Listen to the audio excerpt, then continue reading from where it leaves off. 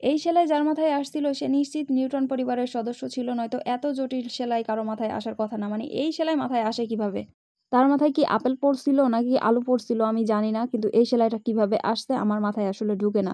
যাই হোক, বড়, বড় মানুষের ব্যাপার।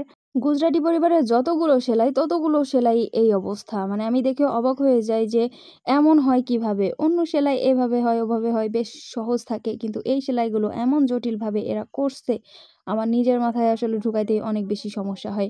তো এই সেলাইটা আজকে আমি অনেক সহজ করে দেখাচ্ছি। অনেকে আমাকে বলছিলেন যে, "আপু এটা ড্রইং সহ দেখাবেন।" এজন্য ১ম এ আমি ড্রইংটা দেখিয়ে নিলাম যে আমি কিভাবে ঠিক ড্রইংটা করেছি। এই কাজটা আমি একটা সুতি কাপড়ের উপর করতেছি। যেকোনো কাপড়ের উপরেই করা যাবে। আর আমি এখানে যে সুতাটা ব্যবহার করতেছি এটা হচ্ছে লাচ্ছি সুতা, ভয়েল সুতা বা ফেটি সুতা, যে নামে আমরা আসলে চিনে থাকি এটাকে। এটা স্থানীয় সুতার দোকানে অনায়াসেই পাওয়া যাবে কিনতে। আর আমি এখানে ৪ টা পরিমাণ সুতা নিয়েছি। আর হ্যাঁ, এখানে যেকোনো টাইপের সুতাই আসলে ব্যবহার করা যাবে। তবে সুতাটা যদি একটু মোটা করে নেওয়া হয়, যেমন আমি এখানে ৪ টা সুতা নিয়েছি, তবে কাজটা একটু বেশি সুন্দর হবে আরকি। আসলে এটার ডিজাইনটা যত ছোট করে আঁকা হবে, সুতার পরিমাণটা ততটুকু কম দিলেই ভালো হয়। আমি যেভাবে আঁকছি সে অনুযায়ী ৪ টা সুতা নিলেই সবথেকে ভালো হবে। এজন্য আমি ৪ টা সুতাই নিয়েছি। আর এখানে ২ টা কালারের সুতা, সুতার কালারের কি বলবো, কালার দেখে তো আপনারা এমনিতেই চিনেন। তারপরেও আমি একটু বলে দিই, সেটা হচ্ছে একটা হচ্ছে সবুজ কালারের সুতা আর একটা হচ্ছে হলুদ কালারের সুতা আরকি। মানে যদিও জানেন তারপরে বলে দিলাম। তো এই যে পেঁচানো, পেঁচানো যে সেলাইটা, এটা ১ম ধাপের যে সেলাইটা, এটা অনেক বেশি সহজ। এগুলা একবার দেখলেই পারবেন। হ্যাঁ, এটাই সত্যি। এটা একবার দেখলেই পারবেন। আর সত্যি বলতে গুজরাটি সেলাইয়ের ভেতরে সবথেকে আমার কাছে সহজ মনে হইছে এই সেলাইটা। যে গুজরাটি পরিবারে যত সেলাই আছে তার ভেতর সবথেকে সহজ হচ্ছে এই সেলাইটা। তবে এই সেলাইটার শেষে যেয়ে একটুখানি কঠিন আছে আমার কাছে যেটা মনে হইছে। শেষে যেয়ে বেশ একটুখানি কঠিন, মানে কঠিন বলতে কি একটু বুঝতে সমস্যা হয় আরকি। একবার বুঝলে বা ভালোভাবে দেখতে পারলে কিন্তু সেলাইটা একদমই সহজ হয়ে যাবে। তো আ সেলাইটা দেখতে থাকেন। সেলাই জিনিসটা আসলে কঠিন হোক বা সহজ হোক, সুন্দর হলেই আমার কাছে অনেক বেশি ভালো লাগে। সেলাই জিনিসটা যত বেশি সুন্দর হবে দেখতে, তত বেশি সুন্দর লাগবে। আমার কাছে জটিল বা সহজ এটা ম্যাটার করে না। আমি সবসময় এই এমন টাইপের সেলাইগুলো করার চেষ্টা করি যেগুলো আমার কাছে অনেক বেশি ভালো লাগতেছে বা দেখতে অনেক বেশি ভালো লাগতেছে, এমনটাই। অনেক সেলাই এমন আছে যে অনেক জটিল দেখতে, কিন্তু আসলে কাজ করার পর দেখতে খুব একটা ভালো লাগে না সত্যি বলতে।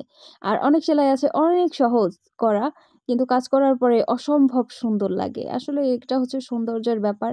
আর সত্যি বলতে গুজরাটি প্যাটার্নের সবগুলো সেলাই অনেক বেশি সুন্দর, অনেক বেশি মার্জিত হয়। এই টাইপের ডিজাইনগুলো দিয়ে কাজগুলো করলে অনেক বেশি সুন্দর লাগে দেখতে।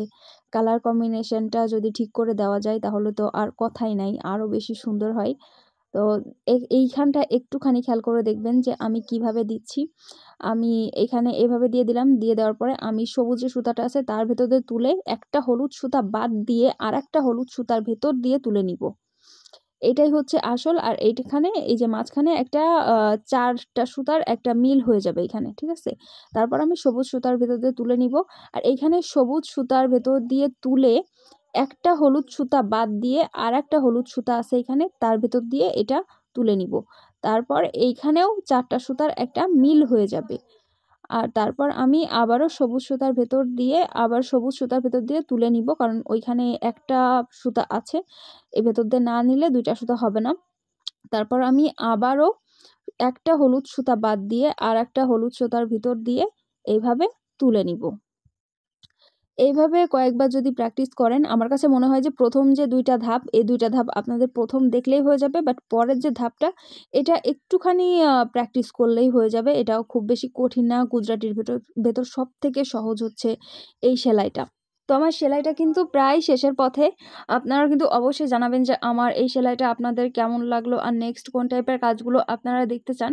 আর হ্যাঁ, এই গরিবের কিন্তু একটা ইউটিউব চ্যানেলও আছে, একটা ফেসবুক পেজও আছে। আমি ২ টা জায়গায়ই এই ভিডিওটা শেয়ার করব।